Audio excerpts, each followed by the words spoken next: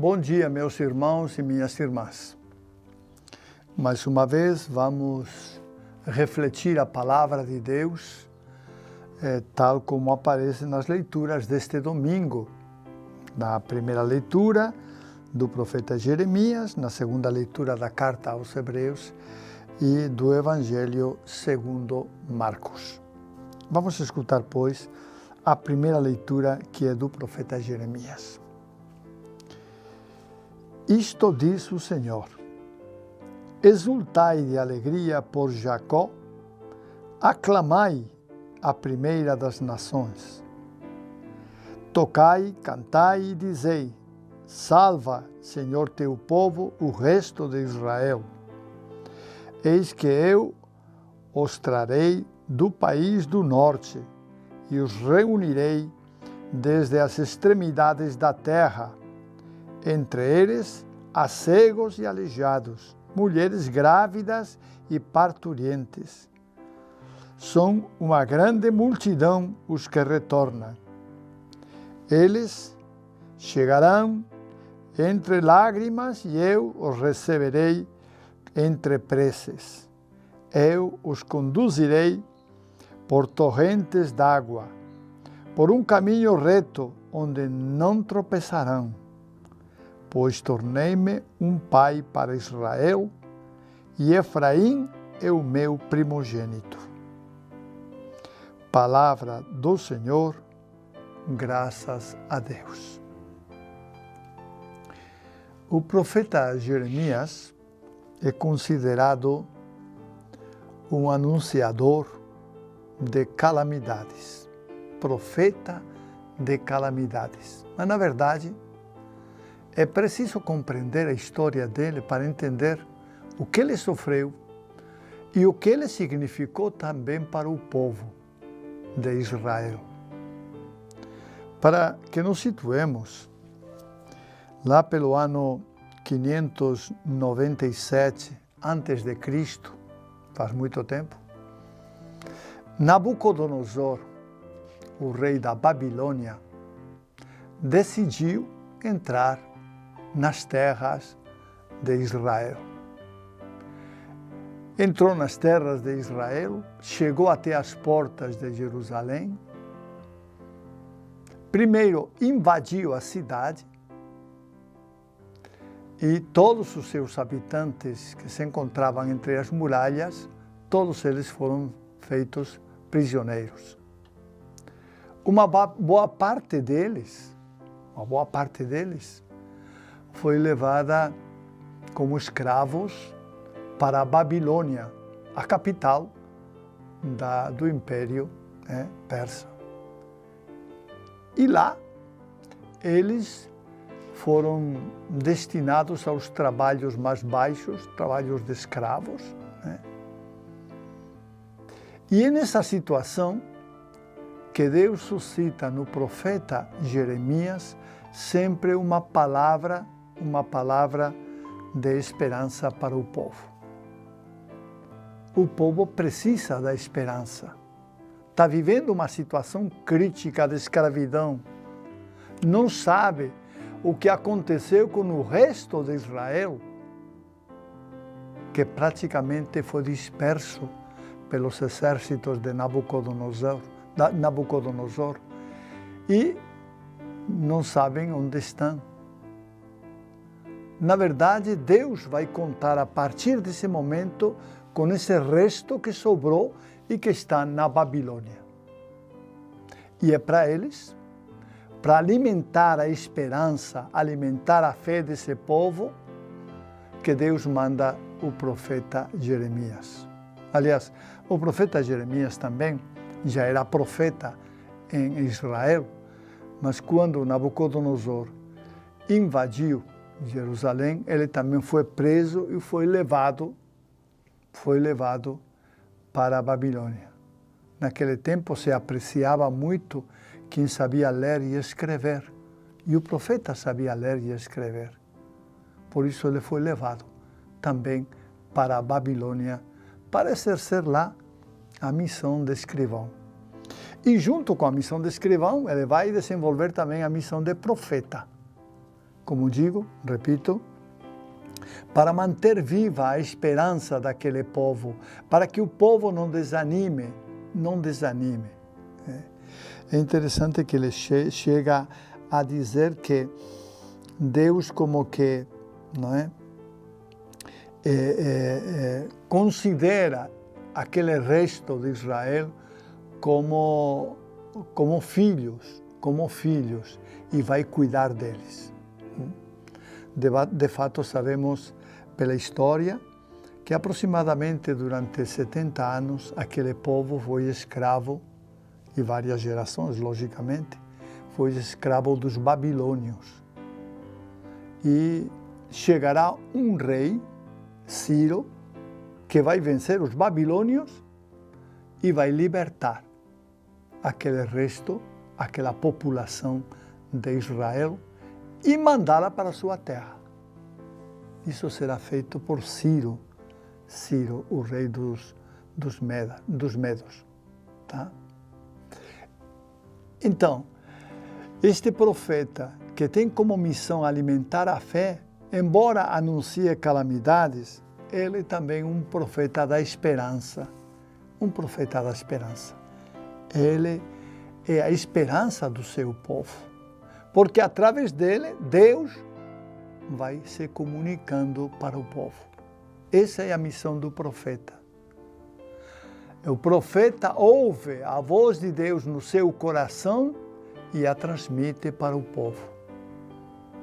Por isso, as palavras de Jeremias, embora muitas vezes sejam duras contra o povo, porque o povo, apesar de tudo, não quer seguir os ensinamentos dos antigos, embora as palavras sejam duras, muitas vezes também o profeta ele alimenta a esperança daquele povo por uma libertação.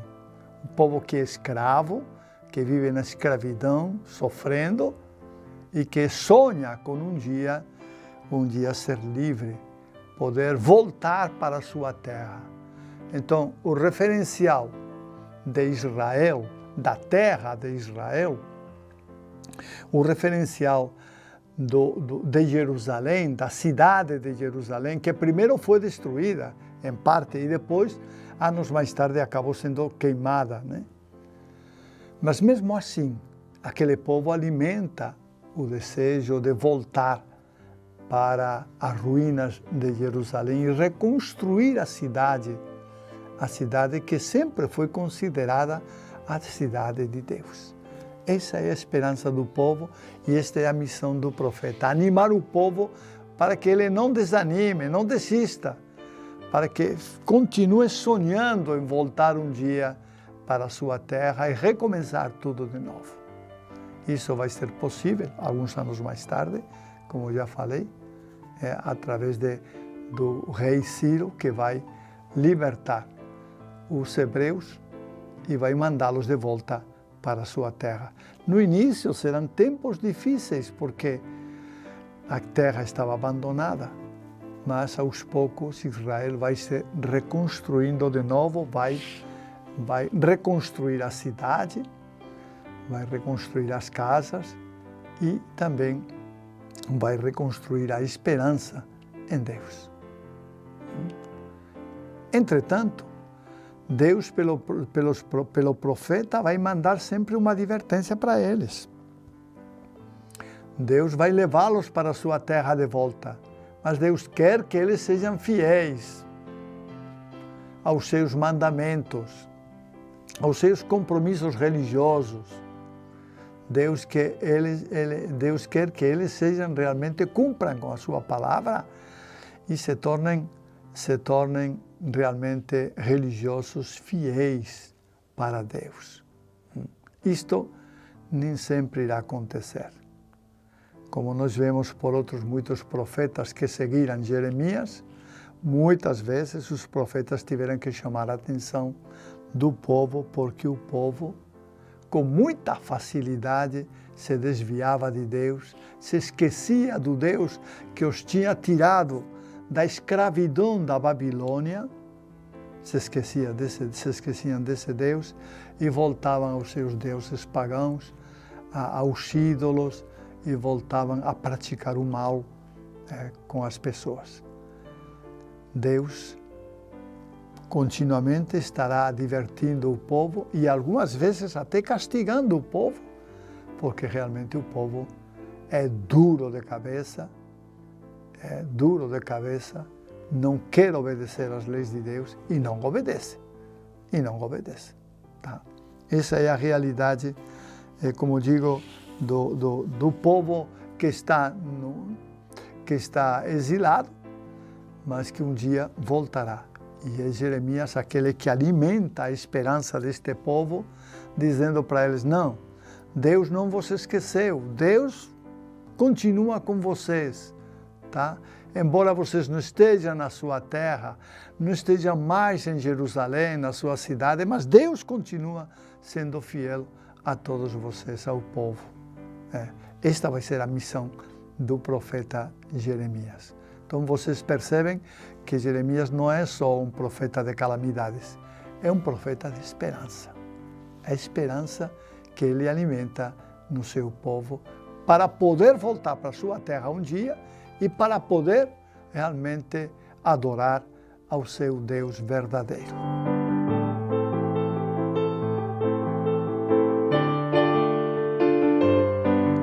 Na segunda leitura, que nós vamos agora fazer, que é a leitura da carta aos Hebreus, já falei o outro dia que esta carta provavelmente não é de Paulo, embora sempre foi atribuída a Paulo, mas os estudiosos a grande maioria dos estudiosos está de acordo que a linguagem que é usada nesta carta não é característica das cartas de Paulo. Então, provavelmente não seja uma carta de Paulo, não seja escrita por Paulo. Vamos antes ler o texto, a leitura desta segunda carta, desta segunda leitura, que é da carta aos Hebreus. Diz assim: todo sumo sacerdote é tirado do meio dos homens, é instituído em favor dos homens nas coisas que se referem a Deus, para oferecer dons e sacrifícios pelos pecados. Sabe ter compaixão dos que estão na ignorância e no erro, porque ele mesmo está cercado de fraqueza. Por isso, deve oferecer sacrifícios tanto pelos pecados do povo, quanto pelos seus próprios. Ninguém deve atribuir-se esta honra, senão o que foi chamado por Deus, como Arão. Deste modo, também Cristo não se atribuiu a si mesmo a honra de ser sumo sacerdote, mas foi aquele que lhe disse: Tu és o meu filho, eu hoje te gerei. Como diz em outra passagem, tu és sacerdote para sempre na ordem de Melquisedeque. Palavra do Senhor, graças a Deus.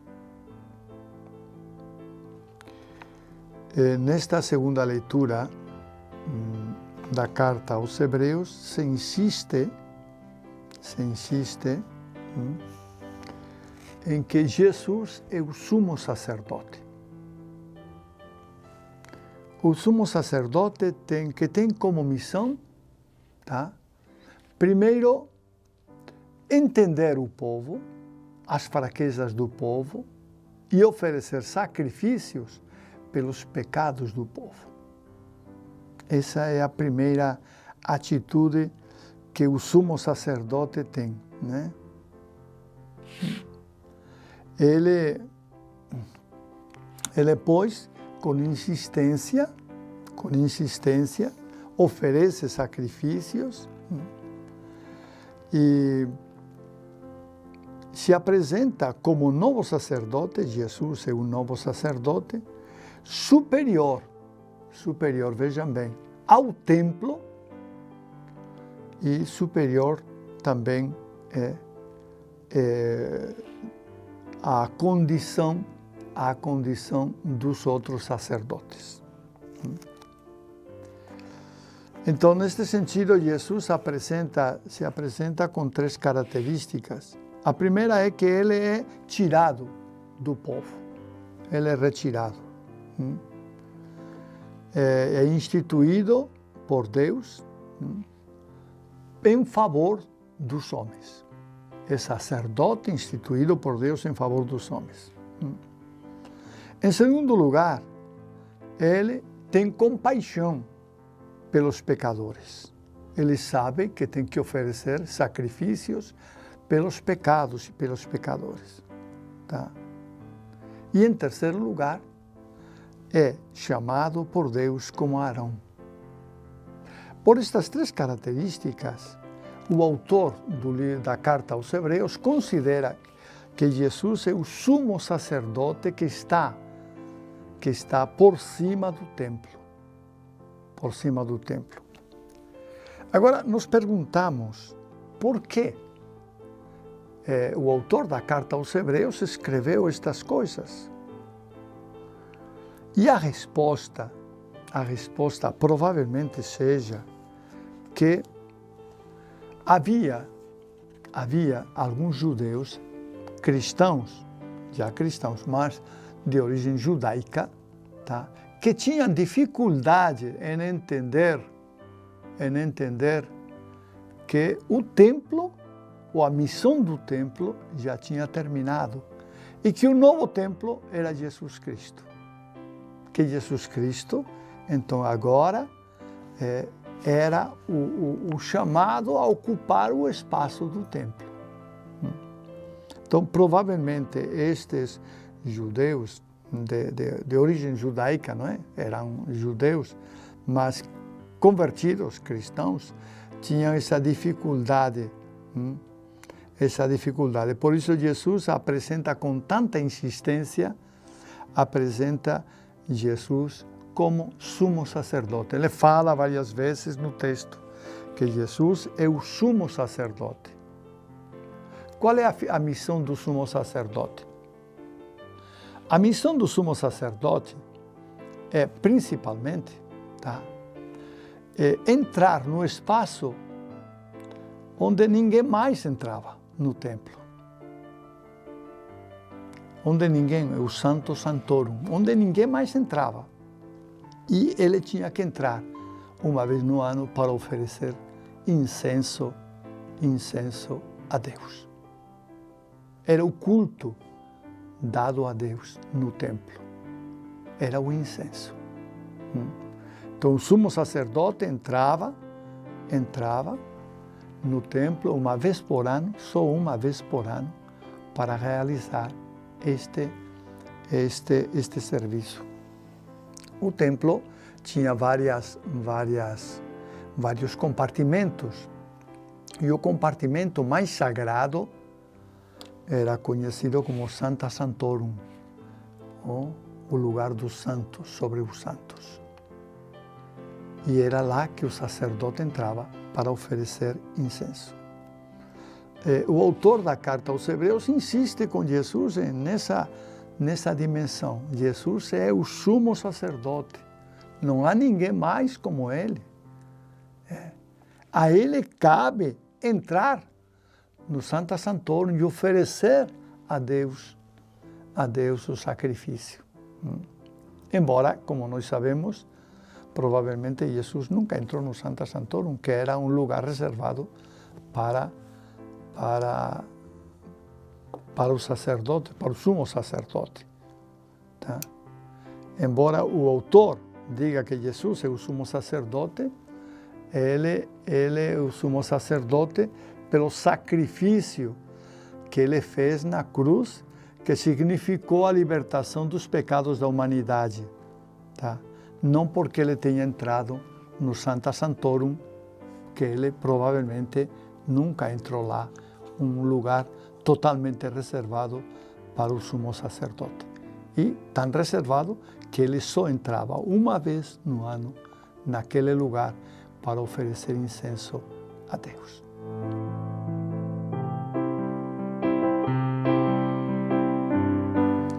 Passamos agora a ler o Evangelho, que nesta ocasião é o Evangelho de Marcos, no capítulo 10, versículos 46 a 52. Jesus, conjuntamente com os seus discípulos, está a caminho e vai passar por uma cidade chamada Jericó, onde vai realizar um milagre. Vamos escutar, pois, com atenção a leitura do Evangelho. Diz aqui: naquele tempo, Jesus saiu de Jericó, junto com os seus discípulos e uma grande multidão. O filho de Timeu, Bartimeu, cego e mendigo, estava sentado à beira do caminho. Quando ouviu dizer que Jesus, o Nazareno, estava passando, começou a gritar: Jesus, filho de Davi, tem piedade de mim. Muitos o repreendiam para que se calasse.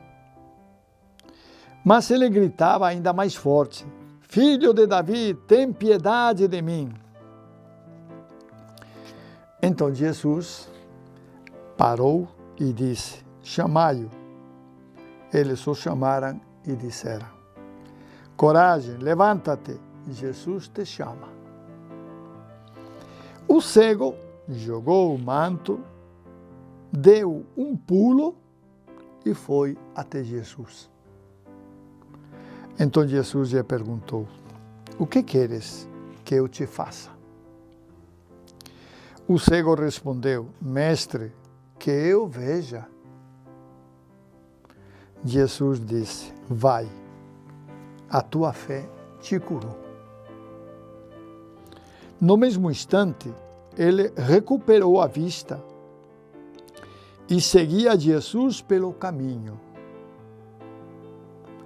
Palavra da salvação, glória a vós, Senhor.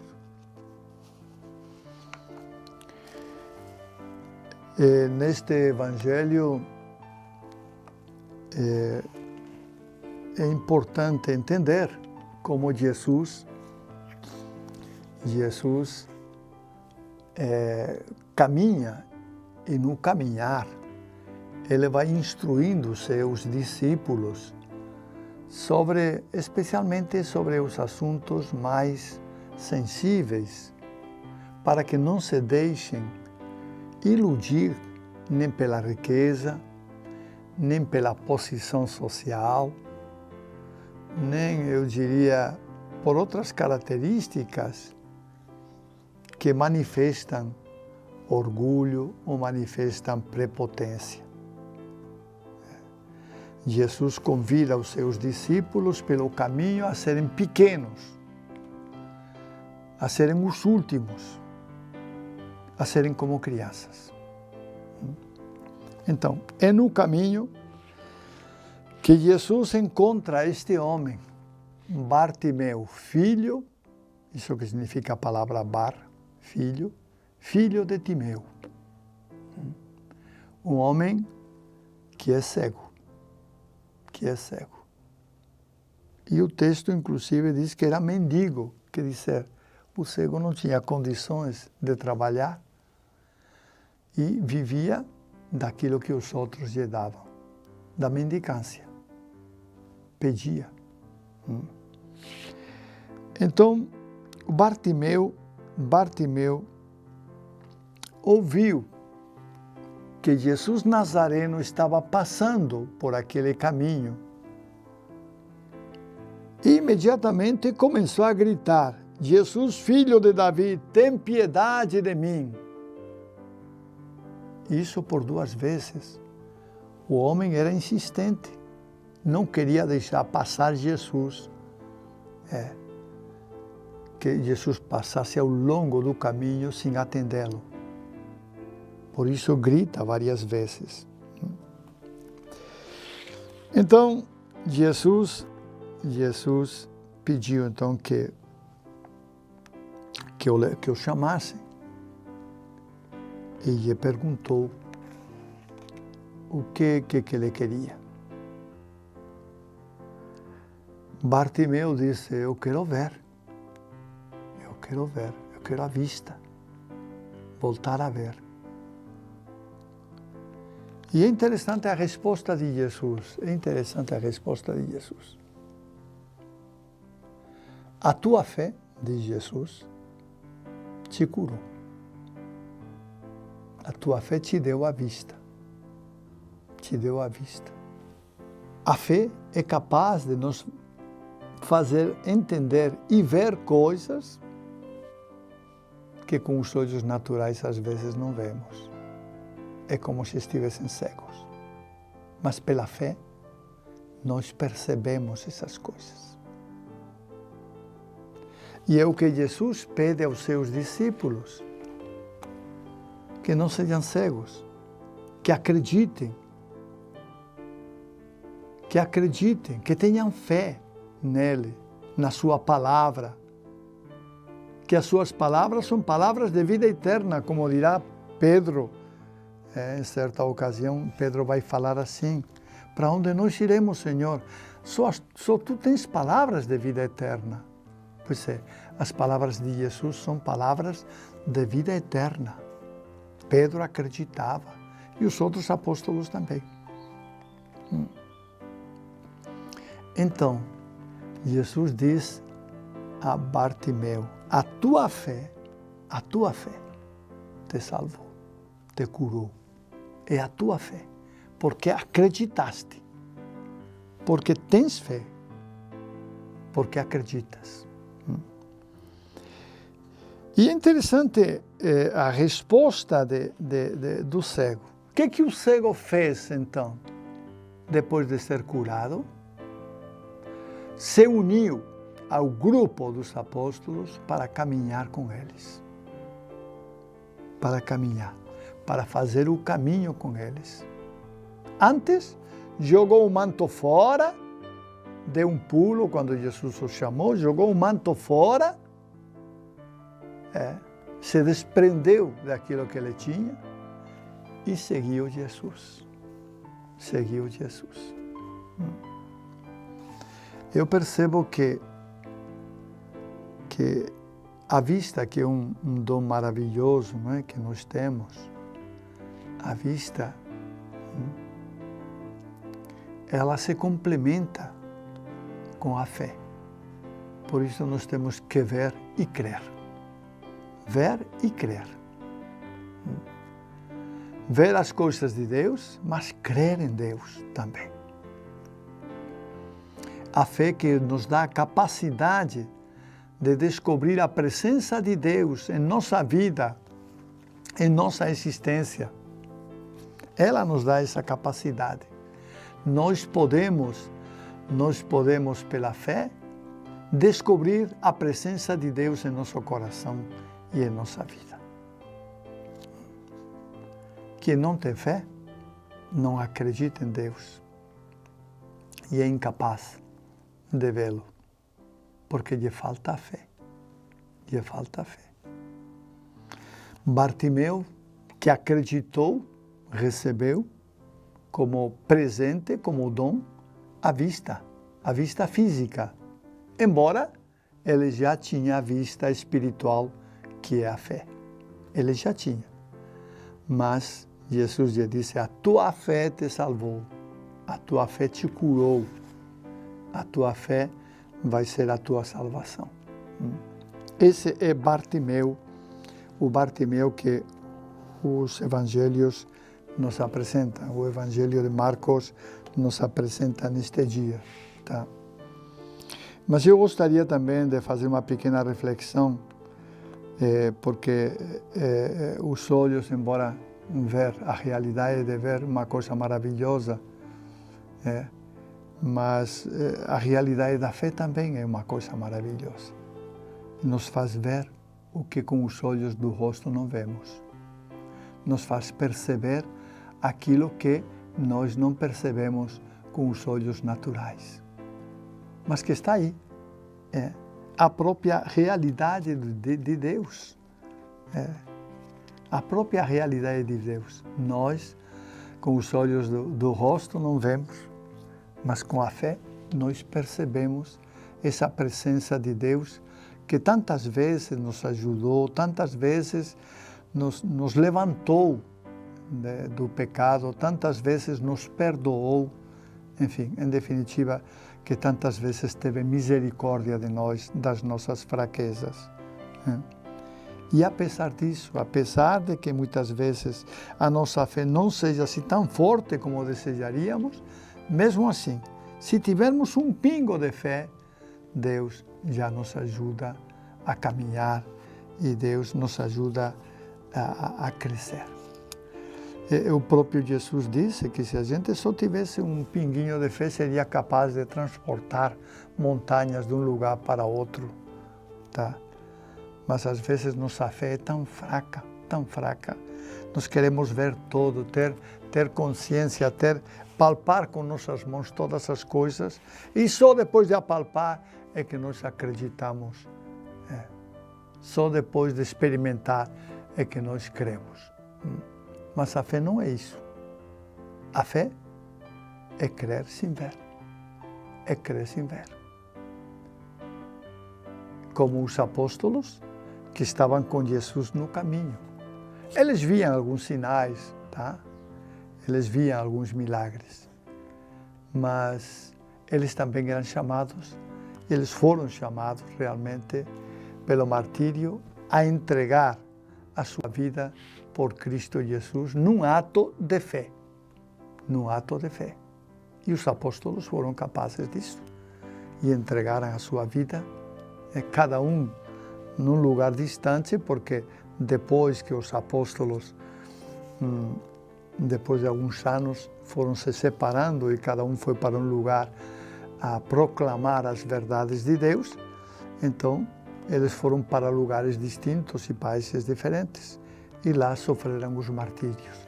Pois bem, os apóstolos também, num ato de fé, eles creram em Jesus e creram que Jesus realmente é o Salvador.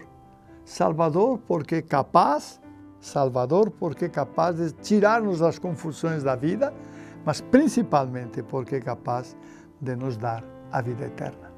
E essa é a esperança, aquilo que nós esperamos em nossa vida, né? Esperamos por cima de todas as coisas que no final dos tempos nós possamos aclamar a Jesus no céu, juntamente com todos os santos, com todos aqueles que estarão lá, que nós provavelmente não conhecemos, né?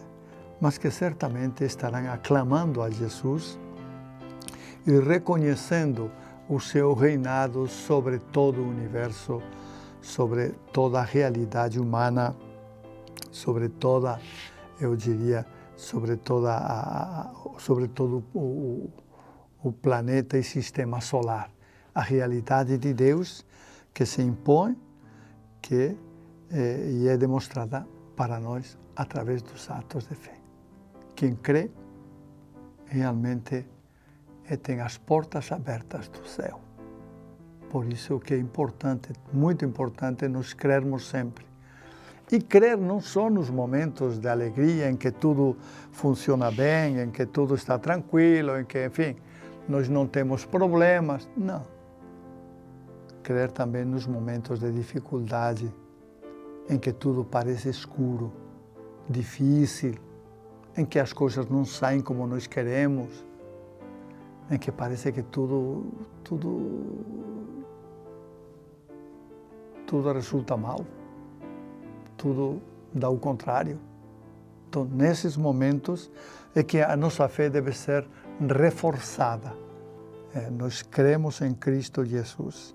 Este Jesus anunciado pelos apóstolos, que fez tantos milagres, que foi capaz de realizar muitos milagres, mas que ele já anunciou que se nós acreditássemos, também seríamos capazes de fazer muitos milagres. E de fato no mundo acontecem muitos milagres por parte de pessoas que têm fé, que acreditam no poder de Deus, que acreditam no poder de Cristo Jesus.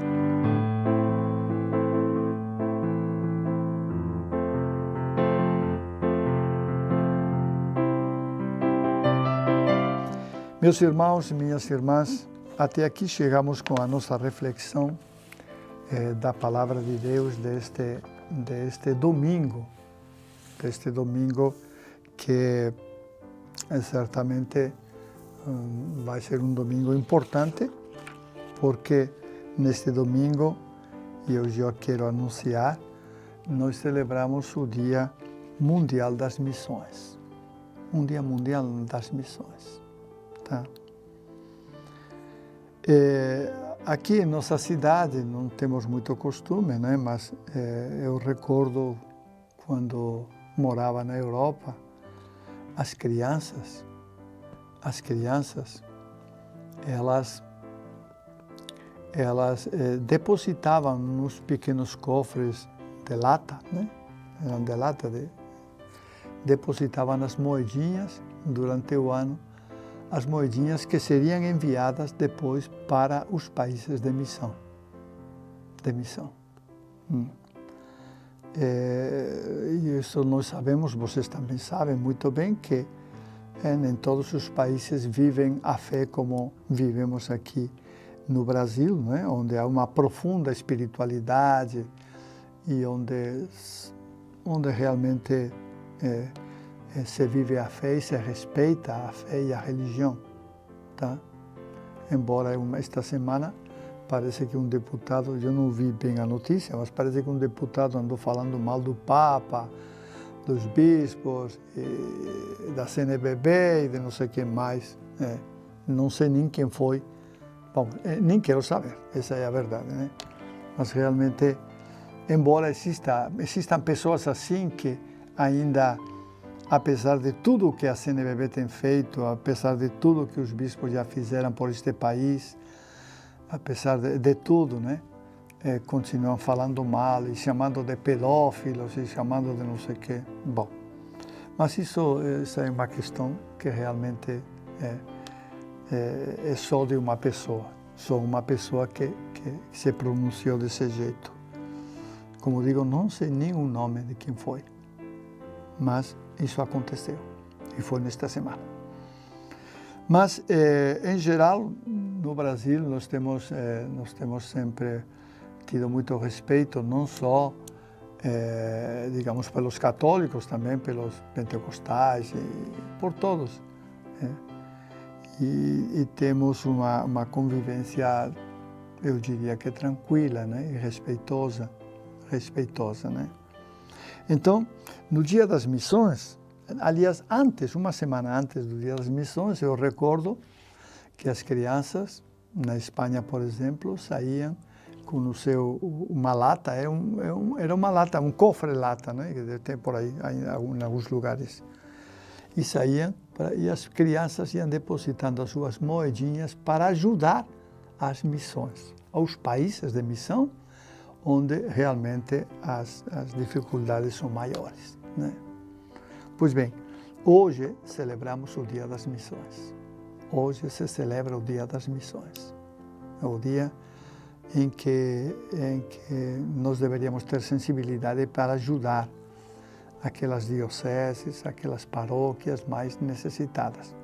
Mas, se nos falta sensibilidade, ao menos tenhamos a delicadeza de, neste Dia das Missões, rezar pelas missões.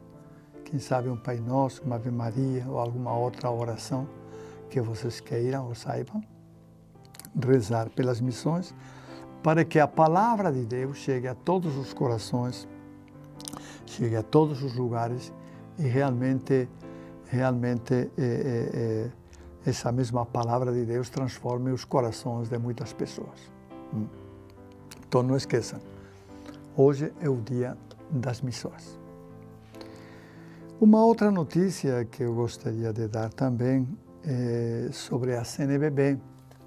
A CNBB completou no dia 12 de outubro, né? Completou 69 anos de vida e de caminhada.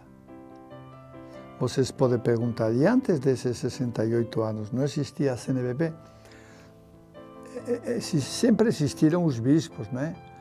Mas não existiam os bispos como conferência.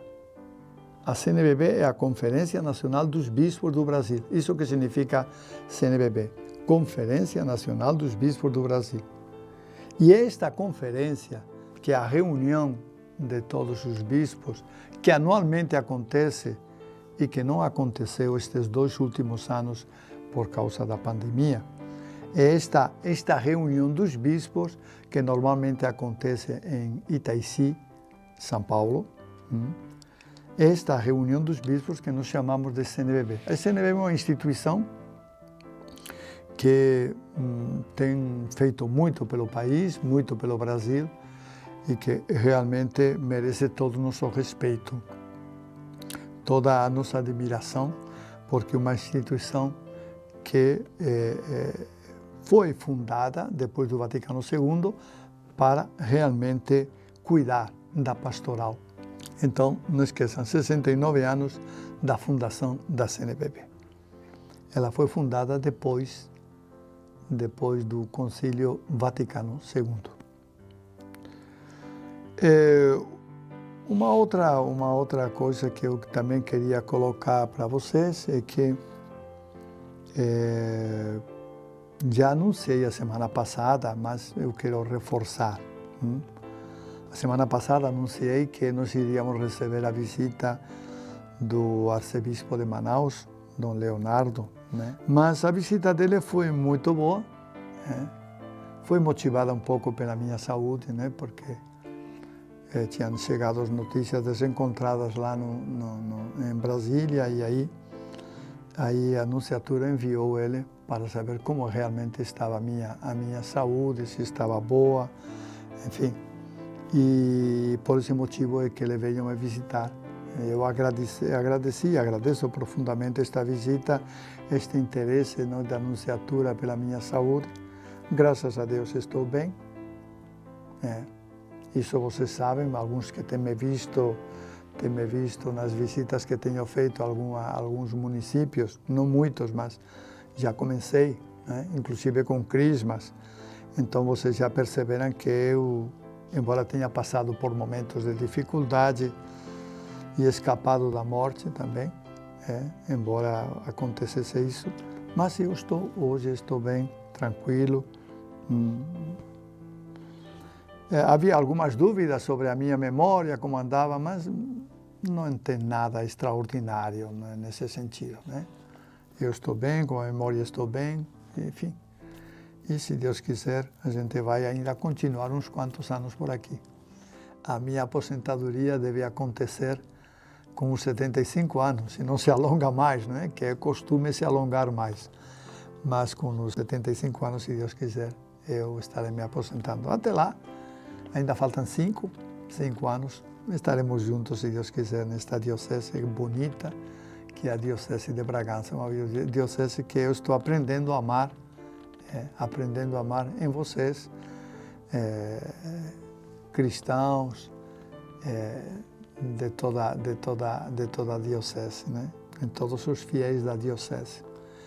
E se Deus quiser, como digo, e não me levar antes, então mais 5 anos pelo menos eu estarei, pelo menos, né? Eu estarei com vocês por aqui, se Deus quiser. Tá? E nada mais, minha gente, eu só queria pedir para vocês uma coisa para terminar.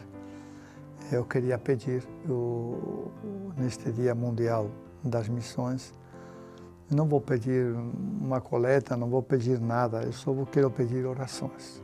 Que vocês orem pelos padres, sacerdotes, bispos, que se encontram em lugares de missões muito difíceis, alguns lugares muito difíceis. Não recordo qual foi o país, mas o outro dia sequestraram 3 sacerdotes, com a finalidade de pedir resgate por eles. Então, vejam em que situação estamos chegando às vezes. E a situação, quando falamos da paz no mundo, na verdade, o mundo não vive tal paz, não vive essa paz, não.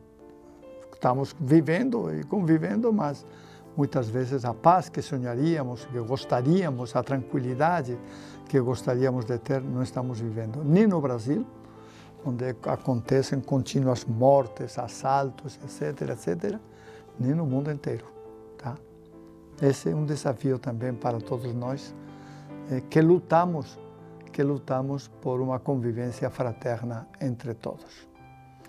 Que Deus vos abençoe, meus irmãos, vos conceda muita paz e em todo momento Deus seja a vossa esperança. Amém.